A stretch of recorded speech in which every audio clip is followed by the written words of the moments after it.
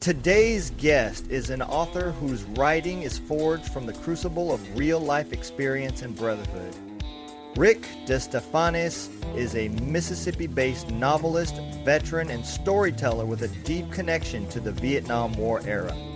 A former paratrooper with the 2nd Battalion, 505th Parachute Infantry Regiment of the 82nd Airborne Division, over the years their stories shared around bar tables, campfires, and reunions would become the foundation for his powerful Vietnam War series. Rick doesn't just write about war, he writes about the people who lived through it and the ones they leave behind.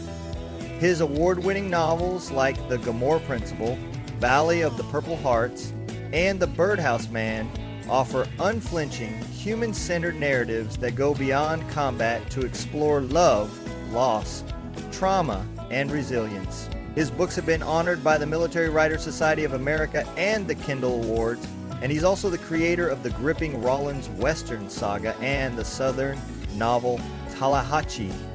Rick joins us today to share the powerful motivations behind his writing, the legacy of the Vietnam generation, and how fiction can sometimes tell the truth better than history books ever could. Please welcome Rick DeStefanis.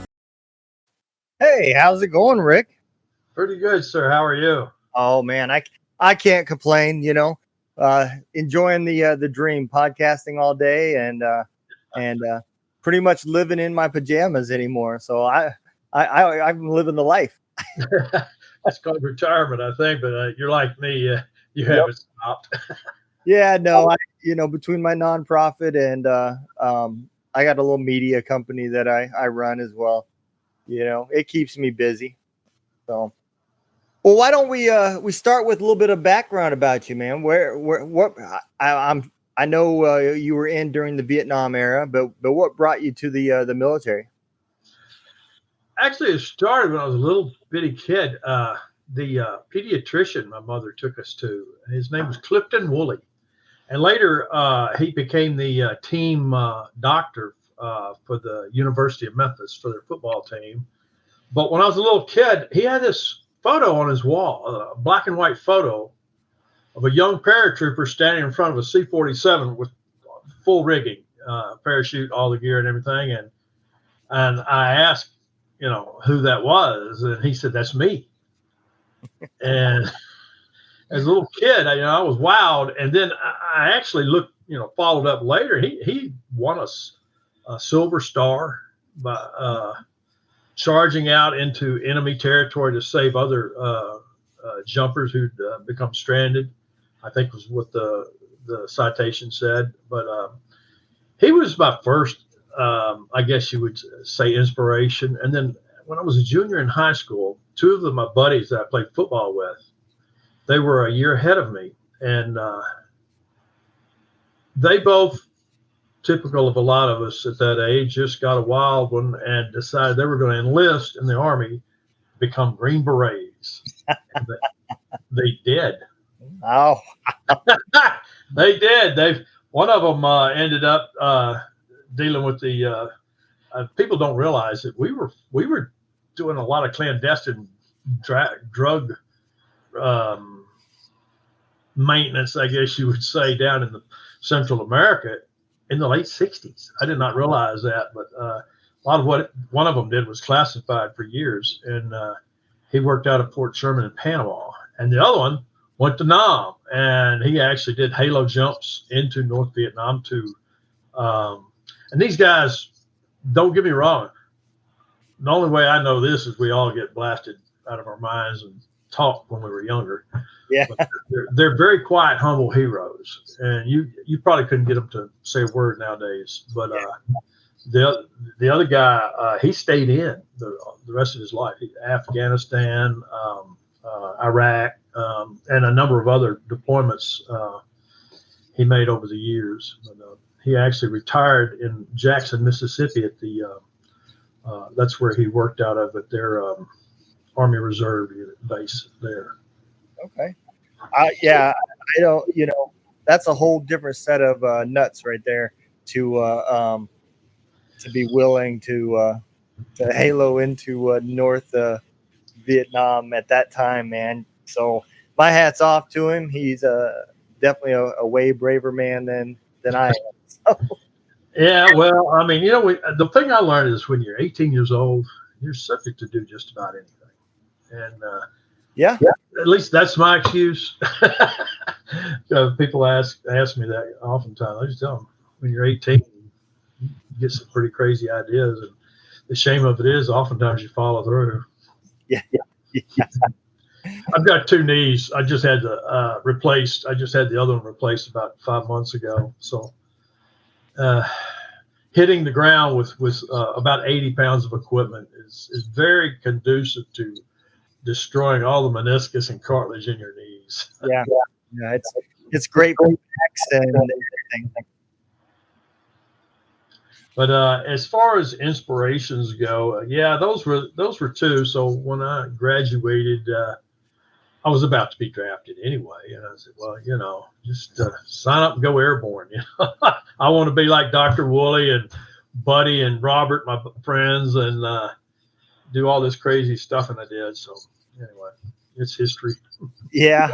Well, I know at the end of the day, we everybody comes in for a reason, but that reason no longer matters after the day that you raise your hand. You become, at that point, you're now part of the brotherhood that everybody shares, whether you're combat, not in during combat, none of that stuff.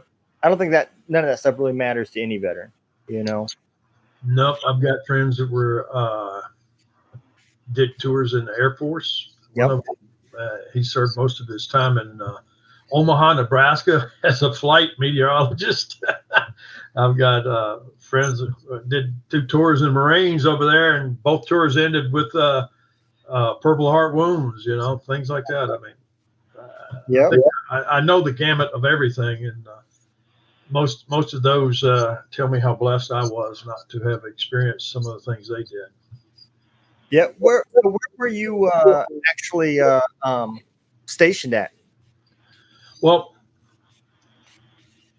after I finished infantry school at Fort Polk, Louisiana, Tiger Ridge, and all that, that was like 9 weeks of bad stuff. There was a group of 5 of us kind of melded together there because we were all going to airborne school at Benning after infantry school, and we became buddies and whatnot, and we'd go places on the weekend when we could. But anyway, long and short of it, after we all went through Benning and got our wings, we got our orders that night, and they all got orders for the 101st, Fubai, Camp Eagle, 173rd. One of them got orders for the 175th Rangers at Nha Trang and was later assigned to the 173rd. But anyway, I got orders for Fort Bragg. I was so angry. I'll never forget. And I even went to the CO, and he basically told me to get out of his office. I consider myself blessed. So I went to Fort Bragg. It turns out what was happening was the Russians were stationing big armored divisions along the European border. Right, they had just started, and they actually changed our orders. I actually had orders for the 101st for a few hours, and they fell us back out into formation and said, if I call your name, step forward. They took a bunch of us, they took all our orders back and reissued them to Fort Bragg. We got to Fort Bragg, it was like they were on alert, but there was no one there because they were all in Nam. Yeah. We were the first replacements there. And then we start training for all this European style warfare. So I was at Fort Bragg, to answer your question, for the majority of my tour. So how long did you actually stay in? Not quite. Actually, because my original enlistment contract, I signed up for duty station with to go overseas to Vietnam. But anyway, and they did not honor that. And I went to my CO and said, "Oh, they didn't honor the contract. They were giving early outs. Okay, these guys were coming back, some of them had only been in for like a year and a half. They'd gone through training, gone to Vietnam for a year, got out. They were giving them early outs, have a nice life. And I raised my hand and told the CEO, hey, this isn't for me. I want to go. And he said, well, okay. Wow. Yeah, I think if they offered that today, I think a lot of these kids would jump on it. It'd be a ghost town at some of these bases. I know when I got out, that's the way it would have been. Yeah, it was a different army back then, and even in the Airborne, you call it, I guess, esprit de corps, the morale, whatever. Yeah. It just wasn't there, and then whereas whatever gung ho I had disappeared pretty quick. Yeah. And it was a fun job sometimes. I mean, because all we did was train and jump. I mean, my friends, when they came back from Nam, we all hooked up again because they were all going back to the 82nd because all the airborne units were still in Nam. So as they were released from the 101st, 173rd, whatnot, 82nd was the only airborne unit. So that's where they went. Besides, they were trying to build us up to go to Europe if we had to. And when they returned, we all hooked up again there at Bragg. And that's where I got to hear some pretty, I don't know how to describe it, nerve shaking, emotional stories. I mean, I think I may have mentioned this before, but we all had motorcycles and we would ride up and down the East Coast. We went to Myrtle Beach when Myrtle Beach wasn't anything but a few beach houses, and camped out on the beach, built a big bonfire, and the local sheriff drove down there to run us off, and he saw that we all had skinheads and said, "Are you military?" And we said, yeah. And he said, "I'll bring you some more firewood." That's awesome. And it was a different world then. And when we went as far north, we went up into Pennsylvania, southern New York State, places like that, down Tallahatchie and places like that. But anyway, yeah. So we would stop wherever the sun went down, and that's where we would spend the night. Sometimes one night I remember it was a tobacco barn, and same type of reaction. This guy comes up in a pickup truck. We see this tobacco barn, and it's hailing like crazy, rain and thunder and lightning. And we ride our motorcycles down this road that was like a mud road. And he made it to the tobacco barn, pulled in there, and just spread our blankets out. We're all sleeping. Then this farmer comes in a pickup truck, and he's got a shotgun. And he wasn't very happy at first. We said, "Hey, we're all veterans, but we'll get out. We'll leave." When we said veterans, he said, "Have you had anything to eat?" Oh, wow. I mean, that was a reaction then. I mean, people were just so kind to us. But I got to hear a lot of stories. It took some different types of inspirations that came out of bottles and whatnot, but that would just curl your hair. And that's what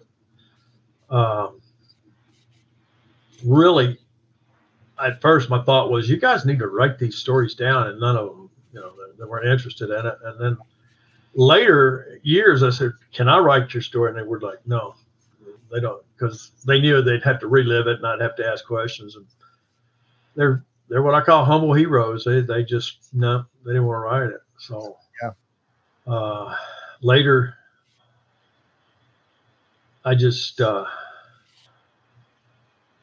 I couldn't stand the idea of their stories not being told. Stephen Crane, Red Badge of Courage, he actually experienced, or I actually experienced what he experienced, I guess. I want to keep this in perspective. But anyway, when he started reading the books by the veterans, and I had only read a few, they were the first ones to come out in the 70s and 80s. And frankly, they read like after action reports. They did not delve into the deep psychological and emotional impacts that these men experienced. So as I read those, I started, man, these guys are missing the boat on this. And I started playing around with it a little bit. Well, life got in the way, and I had several legal pads just filled with what I was doing, writing the stories these guys had told me. Yeah. And knowing that I couldn't use them, I had to change the names and a lot of the information. But anyway, and life got in the way. I had to, I got married and had 2 children and ended up having to go back to school. And when I went back to school, it's actually, I was like 38 years old. And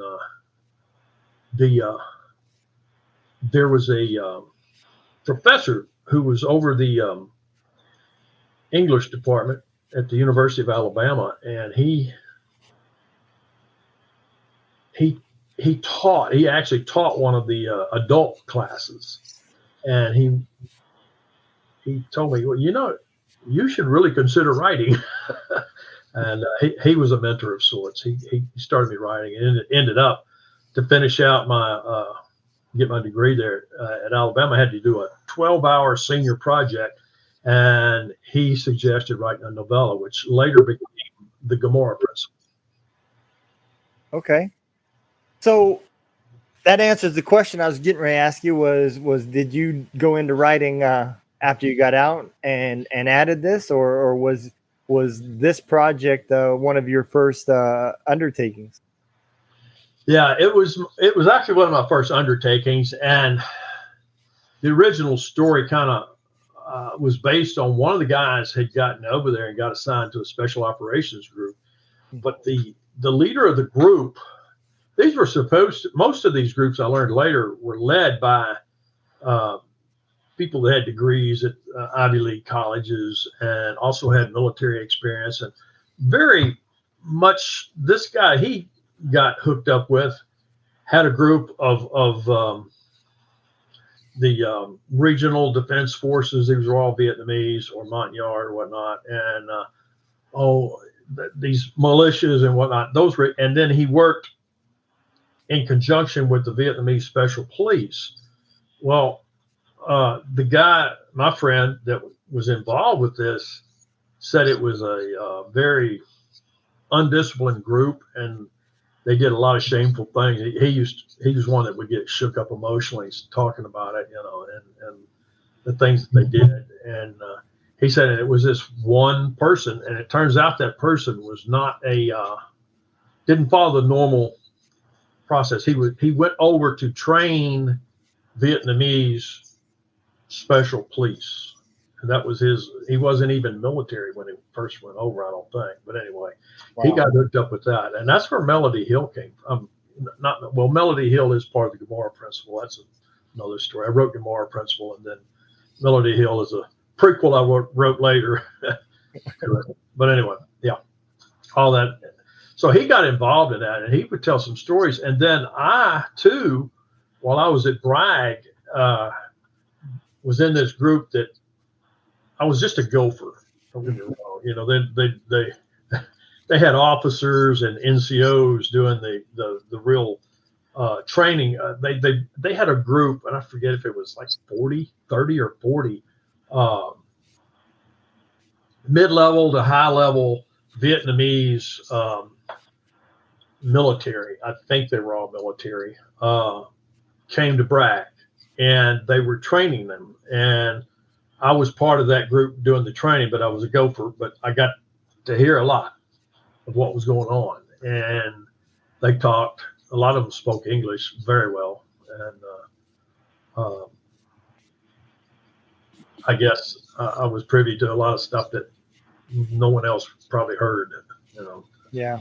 At least not at my level, and so that experience working with those men and hearing them talk about what they were dealing with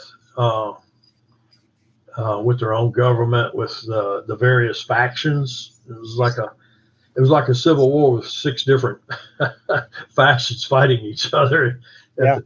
And some of them didn't even trust one another. You could tell. It was really strange. Yep.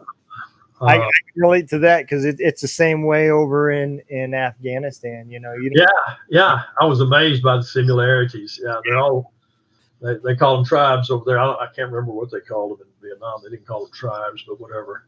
Yeah, yeah. You don't know if you're fighting a farmer or that's just trying to protect his poppy fields, or if it's the Taliban or who it is. Cause none of them wear uniforms. That's for sure. Yes. Anyways, that's that was where that experience came from.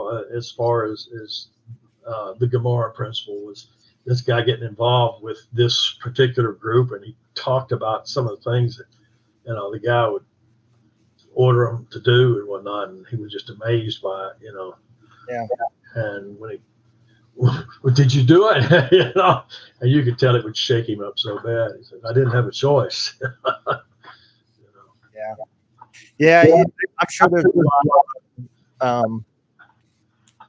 lot of memories back there that they would like to just keep locked in a closet somewhere.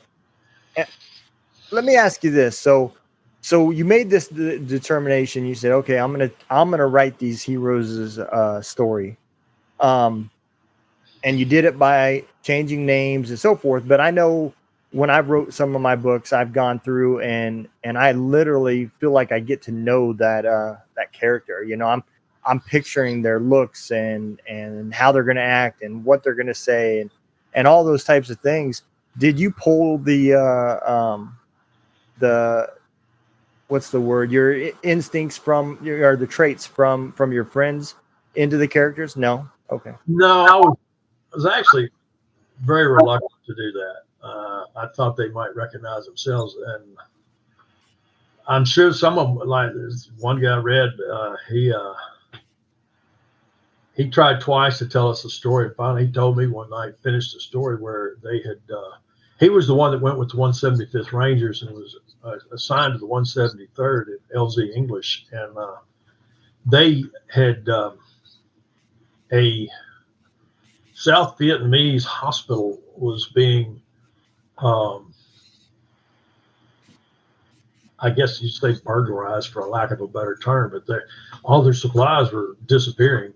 Mm-hmm. And they finally figured out they were going out the back door and they were being stolen by Viet Cong.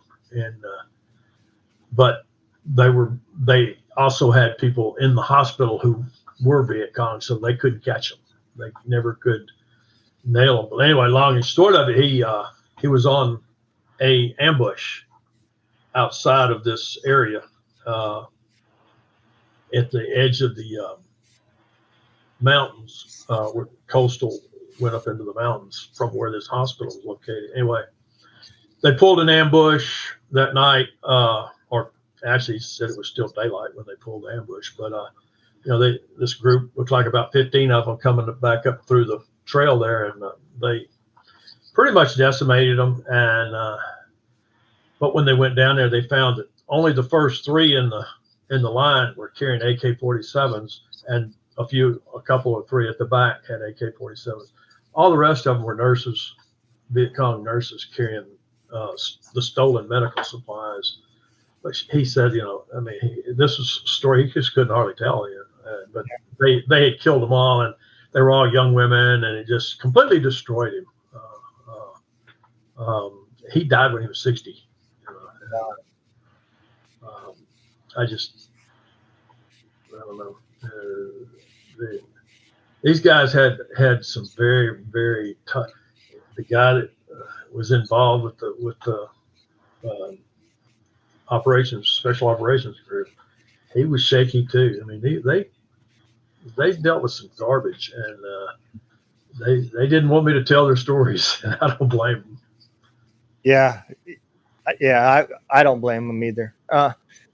The one thing that, and I've always wondered this, is the one thing that we had a hard time with during our era was keeping up with the changing of the enemy, right? The enemy was constantly evolving, and our plan, the way we did it, was units that would rotate back would tell the cadre that was doing the desert trainings, the things that they seen.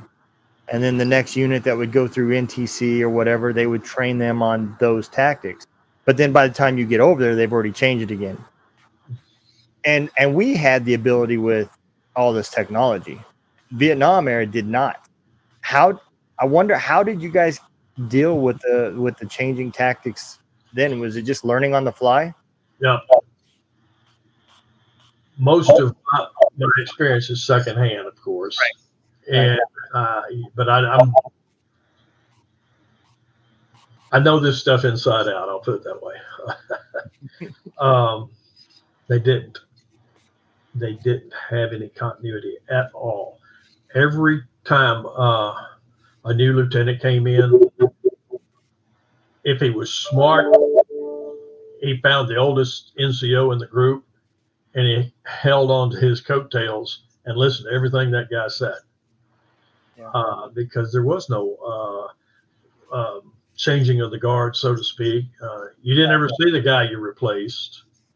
I think the wars, the studying I did of especially Afghanistan, the wars were so amazingly similar. I couldn't believe we were doing the same thing over again. Yeah. Especially the nation building part of it. But this probably is pretty ugly, but you can't teach a pig to fly. No. No, you can't.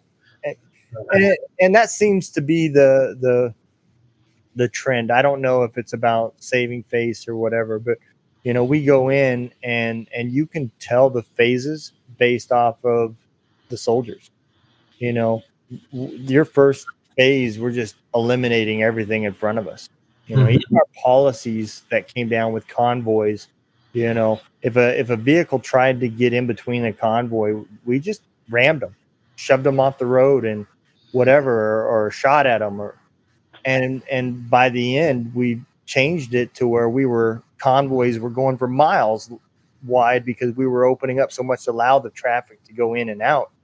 And you could tell that was kind of okay. They're slowly rotating us towards leaving because the next phase is going to be rebuilding and training the troops and all that stuff. I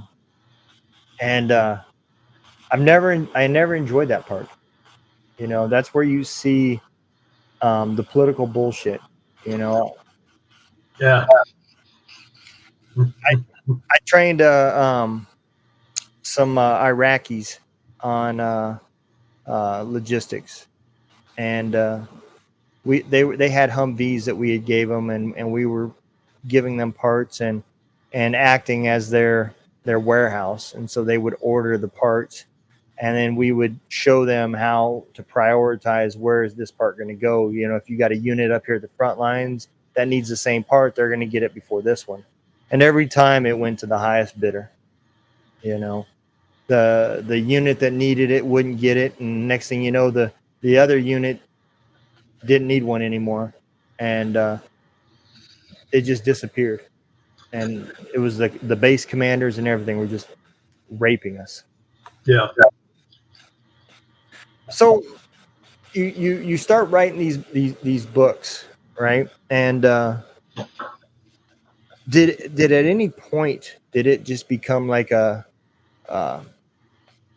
addiction that you had to get through it to get these stories out, or because you didn't have that author and subject interview process, was it more of like just writing a fictional book?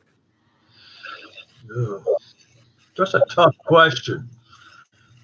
I always wanted to get the story out. Matter of fact, if you were to read a few of my books, you'd understand they're not your average war story.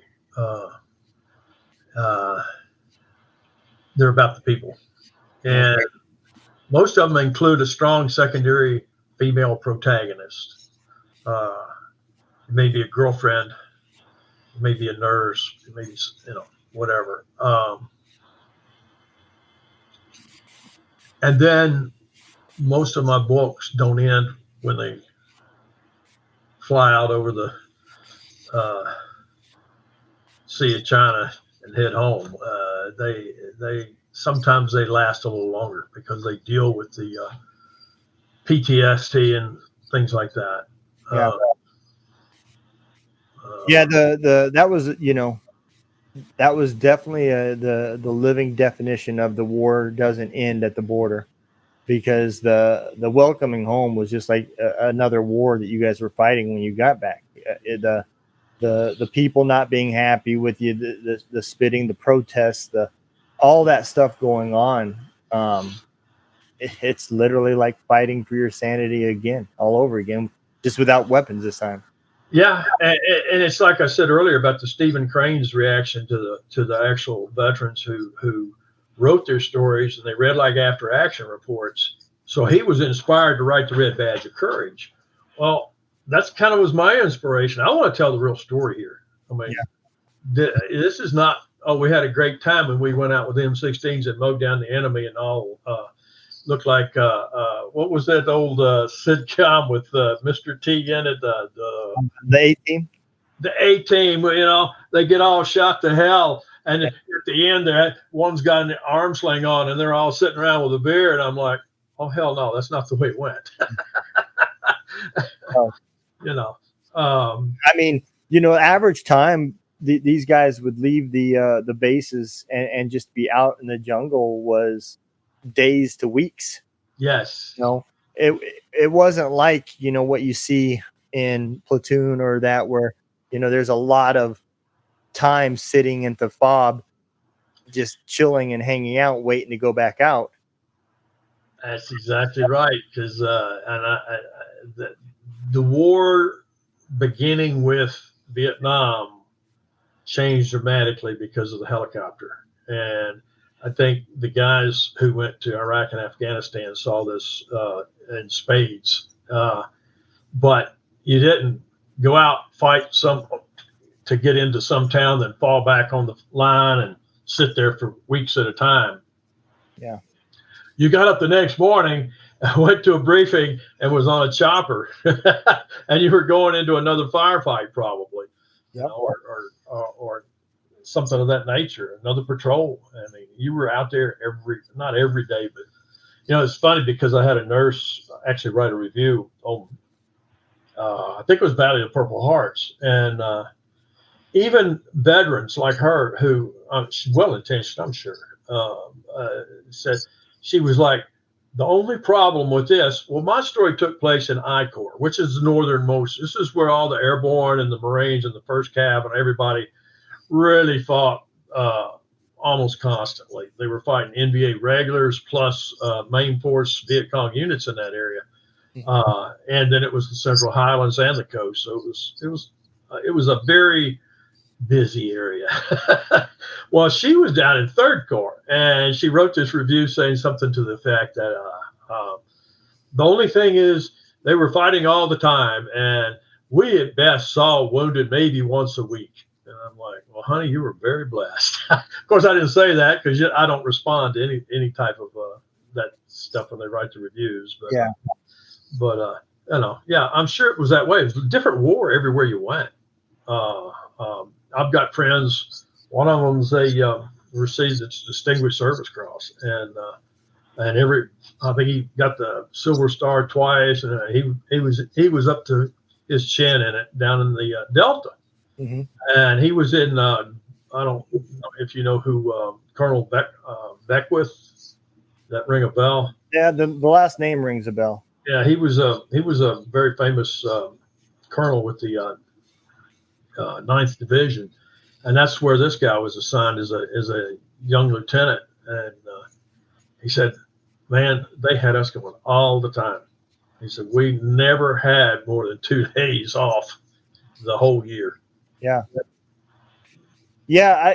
The helicopter that came out of that war, was just a workhorse. The Huey. Oh yeah. It's probably way better than anything we got now.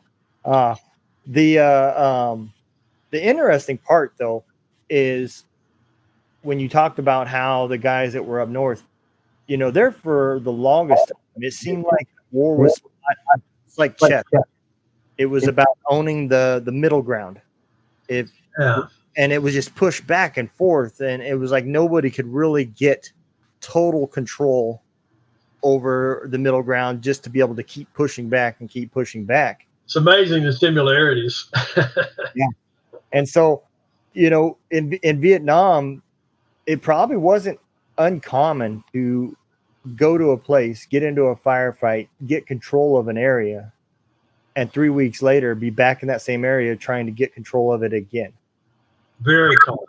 Yeah. One of the most famous battles was the 101st taking Hamburger Hill, Dong Hat Bai. Mm-hmm. And I had a Marine recon buddy, he made the comment, "Oh, that's just a bunch of fake. They didn't have to fight that battle." And he said, "We walked over that hill. There wasn't anything up there." Yeah, 500 paratroopers killed themselves on that mountain. So I don't know how that happened. Yeah. Very sharp rocks when they landed. Yeah. Anyway, so you're exactly right when you say that. I mean, these guys would go through an area, maybe wasn't anything there, and then the next thing you know, they're doing an air assault in there, and they're under heavy contact with all kinds of main force Viet Cong and NVA regulars and everything else. And like, where'd they come from? Yeah. The guys going out on these patrols, the regular Army guys, they were still small. It seemed like, at least in the movies and everything, I've never had the opportunity to actually talk to somebody that had been there. And I've definitely tried. It just seems like they're much smaller platoons, or it was literally like a squad of a platoon would go out versus a platoon go out. Was that pretty common over there? It was, and it was. It depended on where they were, and they had a lot of. We had a whole lot of recon, LRPs, long range reconnaissance patrols. Just different types of units that did operate as small units, but they were also trying not to have contact. They were just trying to put eyes on the enemy and figure out where they were. And that's where your larger units would come in and do air assaults and that type of thing, unless you were further south where the roads were a little better. And they, like the 11th Armored Regiment, people like that would go in with tanks and APCs, which but you're exactly right. Yeah, but a lot of times, if it was called a platoon and it had 18 or 19 men, and it was doing pretty good. Yeah. They were understaffed. Yeah. Now an average platoon's somewhere between 40. Yeah. 5 and 40. Yeah, that was the stateside platoon was 40, 44 people, and but over there it was hard to keep a platoon fully staffed. Yeah. Well, I was kind of leading into this question because what makes special operations so unique is the fact that they do operate in a very small team type scenario. So the SF guys that was over there, the Green Berets that was in Vietnam, what was the average size that they would be working with? It varied, but a lot of them were just 6-man teams, or they would have 3 special forces guys, sometimes only 2, with 14 or 15 Montagnards. The Montagnards were fierce warriors. They would fight. They were loyal. They were good people. But their first main priority wasn't, God and country. It was their family. Yeah. It was it. It was their family was their number one priority, and they were very loyal to their special forces leaders. But these SOG teams, usually no more than three on the team were actual special forces, and the rest of them were the militias or the Montagnards, something like that. And that's real common to today. I mean, it's not uncommon for a regular Army person to be attached and help out. But the weird part about all that is it seems like there was a huge difference between the loyalty of the alternate militaries in Vietnam compared to the loyalties that we had in Afghanistan. I would trust an interpreter more than I would any of the regular Afghan army. Yeah. And that was one of the problems that we had. Was SF's job back then as well part of training these additional troops? Was that? Oh, yeah. They would they had all manner of different ways to interrelate with the local people. I mean, they always did med caps where they went out and treated all the children and gave them vaccinations and pulled teeth, whatever. I mean, that's what the special forces did. They tried to inculcate this trust, and the people loved them. The Army Rangers, the LRP teams, military Army, that is, LRP teams who weren't actually special forces. Mm-hmm. A lot of them were just straightforward Army. Some of them were the Rangers, but they were different operators now. They did not operate, and they would have teams of seldom less than 6 or 7, but most of them would go out with a team as many as 9 or 10, and some of them had what they call bull teams. They would go out with 10 men with 2 M60s crews on each end, and what their MO, which was repeated for years, would be they would be inserted somewhere to do recon and try to determine what was out there. A lot of times it just meant you were sitting on the side of a hill somewhere or a cliff or a mountain somewhere observing a valley, and you just record everything you see. And that's what they did. I mean, these guys, Red was, he was a 173rd. He was Company N 173rd. He was Ranger, 175th Rangers, and he was assigned to the 173rd Airborne. And he said they would go out and pull these reconnaissance missions, sometimes 40 clicks way out in the middle of nowhere. Yeah.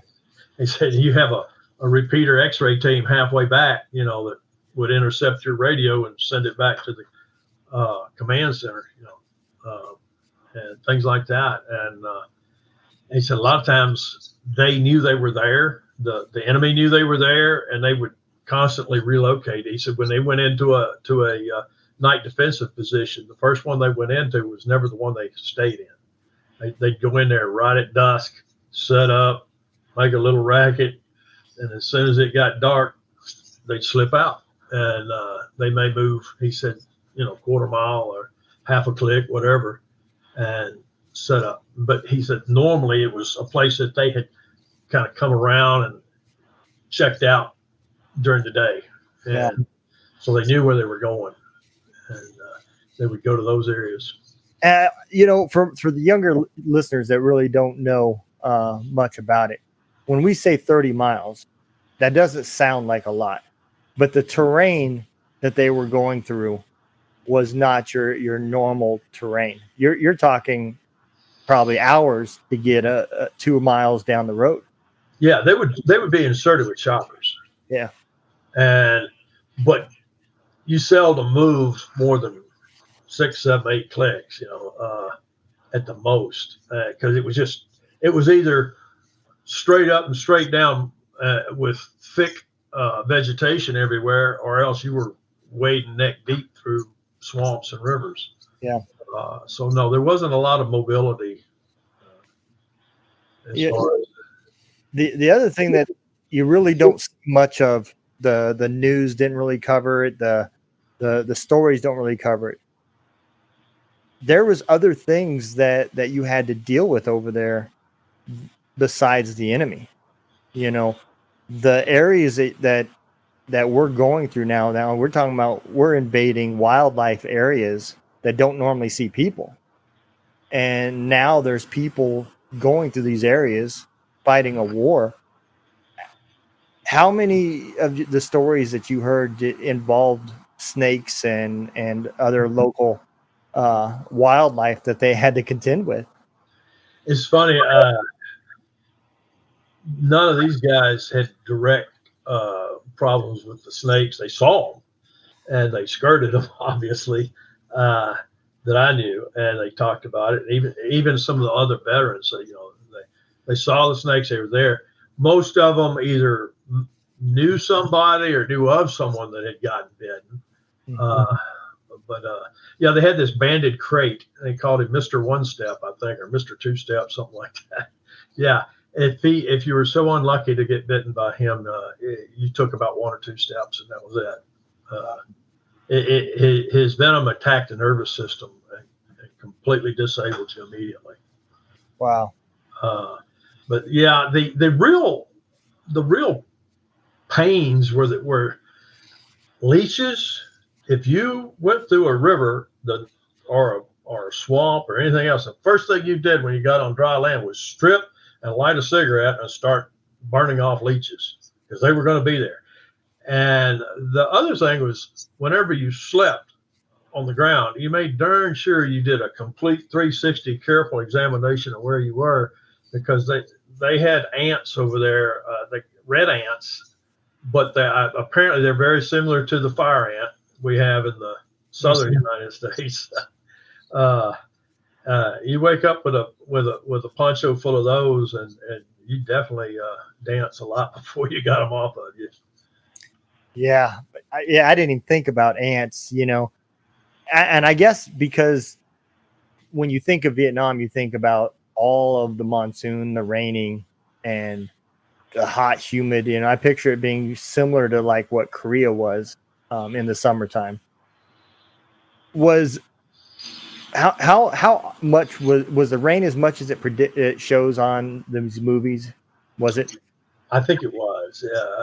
It's you can talk about monsoons, but I think that's one thing I probably have not really done justice to.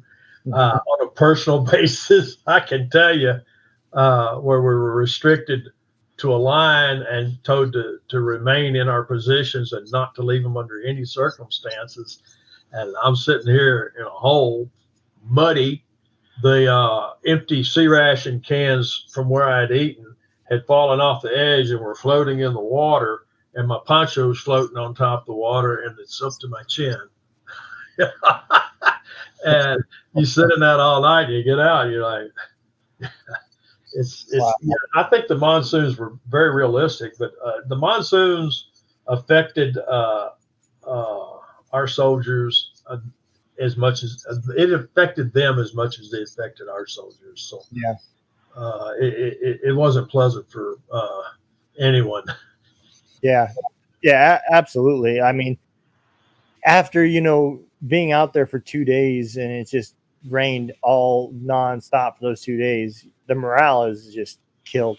Especially when you wake up that third day and it starts raining. You're just, by that point, you've had it. I can imagine. I never Korea. We were in buildings and stuff like that, but and then there was never a rainy day in Afghanistan. It seemed like so. Well, yeah. That where are you? What part of the country are you in? I'm in Missouri right now. Okay, God's country. Okay, I love Missouri. Anyway, it was something, and I wonder if Afghanistan wasn't this way. I had to go out on the west coast of California, and Los Angeles in particular. I was doing some training some management people out there for the company I worked for, and I had to stay out there 2 weeks. And it was after about 10 days of 72 degrees and sunshine, you get a little edgy. I don't know what it is, but I'm like, when the hell is it going to rain? Yeah. And I'm wondering, you just kind of, well, I mean, it's really nice, but I wish it'd do something. Yeah. I really only remember one rainstorm. And the reason why I probably remember it is because at the time that it rained, a sandstorm had came through, and the rain being above that, as it was going through that, it turned everything into mud balls, and so it was literally like God was just chucking mud balls at us. Yeah. You could hear him hitting the tent, and the whole area was orange. And then I was like, man, I hope it don't never rain again. Yeah, that unchanging weather was strange to me. Yeah. You know how we are in Missouri. You are in Missouri, and we're the same way in Mississippi. I mean, just give it about 30 minutes. It'll be doing something different. Yep. They say there's 4 seasons. The part they leave out is it can happen in the same day. Yeah. So, let me ask you this. When you decided I'm doing this project and I'm telling these stories and you're writing them down, was there ever a story that you came across and started saying, you said, no, that one's not going to be in there? Actually, it's probably more than once, but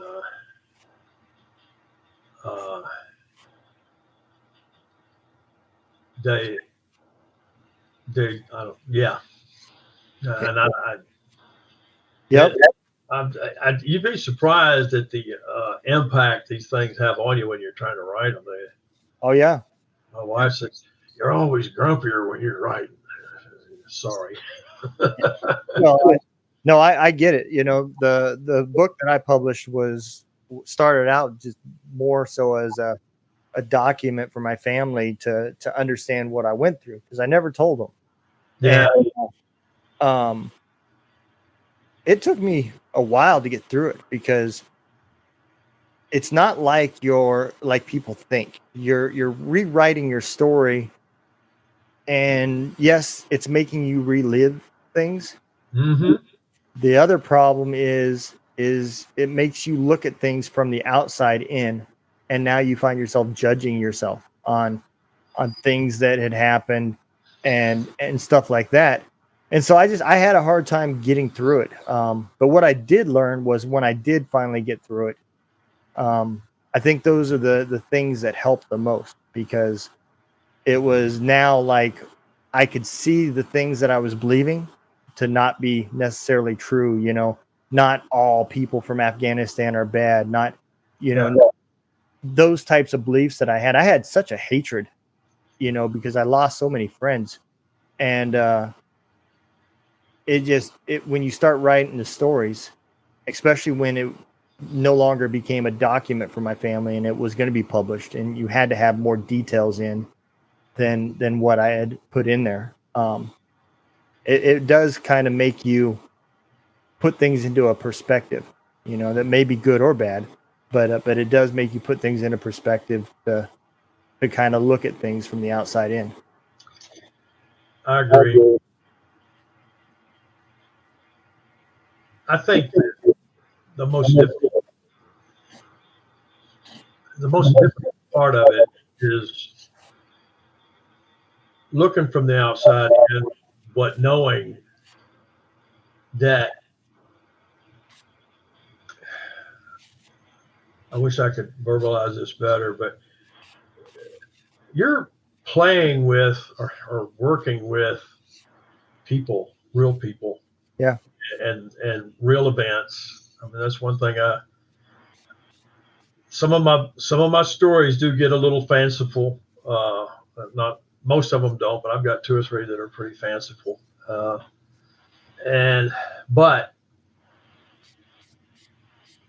you're really dealing with things that people can relate to. Yeah. And I've had a lot of veterans contact me and with the same type of things saying that it opened their eyes and it made a positive impact on them. I'll say that. Yeah, that's good. The one thing that a lot of people that didn't serve, they don't understand, and I think that's more in today's era than back then, is what you've seen on the news, whether you believe it or not, was controlled. They got to see and report on what we let them see and report, and it was done like that in Vietnam too. It was, instead of being civilians, now it was military journalists for the most part, but it was still controlled for a narrative going back to the people in the States. Exactly. Yeah. And you don't. When I tell people that if you want to see real evil, go to a combat zone and you'll see what real humans are capable of doing. So true.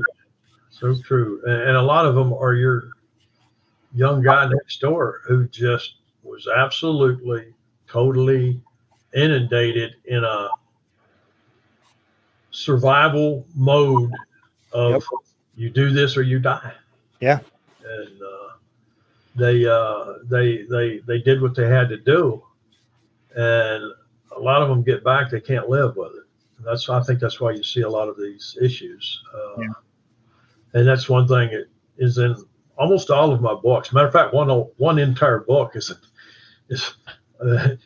deals with post-traumatic stress. You wouldn't know it was that reading it starting off. Yeah. It's one of those dead serious ones with full of laugh out loud episodes in it, where the young guy gets himself drafted and goes off to war and comes back, can't deal with it. And that's another part. You had people that didn't volunteer. They were voluntold. They went to this country. At that point, it doesn't matter whether you were drafted or not. Once you're on ground, nobody's fighting for their country. They're all fighting to go home. Just like you said, whatever I have to do to make it back to my family, I'm going to do. And at that point, you have to understand that when you come back, the difference was we had a nation that was happy to see us, just about on every corner. What you guys came back to was fighting another war. Now it's a war in your head that you can't talk to anybody because you don't know what their reaction is going to be. The VA was basically non-existent for any support for you guys. And, again, I tell people that ask, what is the big difference? And I said, well, that's the big difference between us and them, and why they don't talk is, would you talk if you had to tell a story that you're having a hard time living with, and then the person you talk to spits on you or calls you a baby killer or is just disgusted with you because you did something? I think the guys on the two coasts, East and West Coast, the bigger cities, had to deal with that. The ones that tried to go back to school, that's the only place that, and it actually worked out well for me. I did one semester at a major college, and they weren't outwardly ugly. They were grossly ignorant. Yeah. To them, it was something happening in another part of the world, and not even in their sphere of reality. I think it almost didn't exist to them. And but then I went to work. I got away from the college scene really quick, and at least for about 20 years.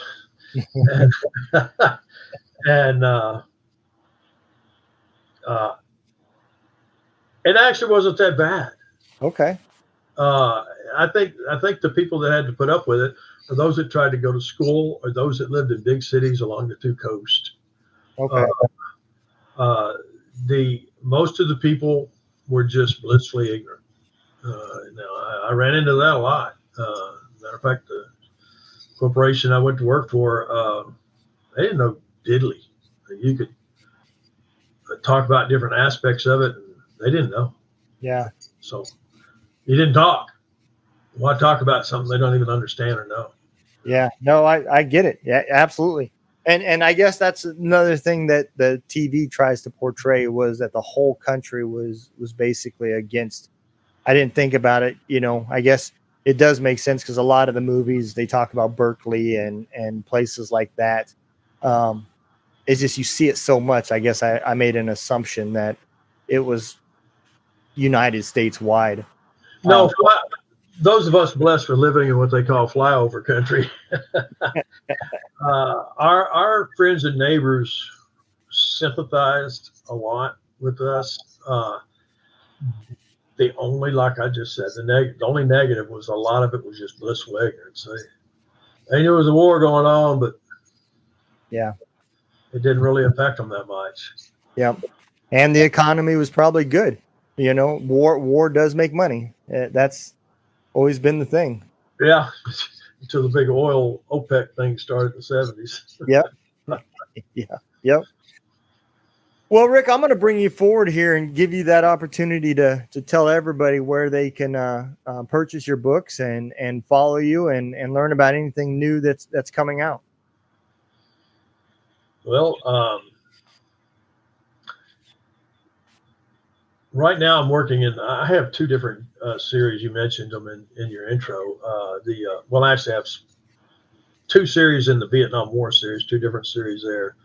And one's current, actually takes current to the war itself. And then the other is more about veterans telling their story after the war. And then I have the Rollins Saga, which is a series of four books, 4 or 5. And right now I'm working on the 5th book in the Rollins series right now. It's called Malachi Johnson, United States Territorial Marshal. He takes place in Montana. I think I'm up to about 7 or 8 chapters on that one. My books right now, they're all on Amazon, available through Amazon. Some bookstores carry them. The only one I know of in my general area is up in Memphis, Tennessee. It's called Novel. That's right. The Novel bookstore carries my books. But I understand you can order them through any bookstore. They'll order them for you if you don't do Amazon. They are available in the digital format, paperback and hardcover. All right. Well, we're going to go and throw the exit video out. I'm sure there's going to be a lot of listeners that are having their eyes open. There was a few things that opened my eyes that I didn't realize, and it was a tough time. I got a lot of respect for Vietnam War veterans. I really do, just because I know what combat's like, and then you add the terrain and the monsoons and the jungles and everything else. Fighting multiple countries. China was involved for a while with that. It wasn't just little villages that people were fighting. So I appreciate you coming on and telling the story. We're going to throw the exit video out, and I'll be right with you. All right, sir.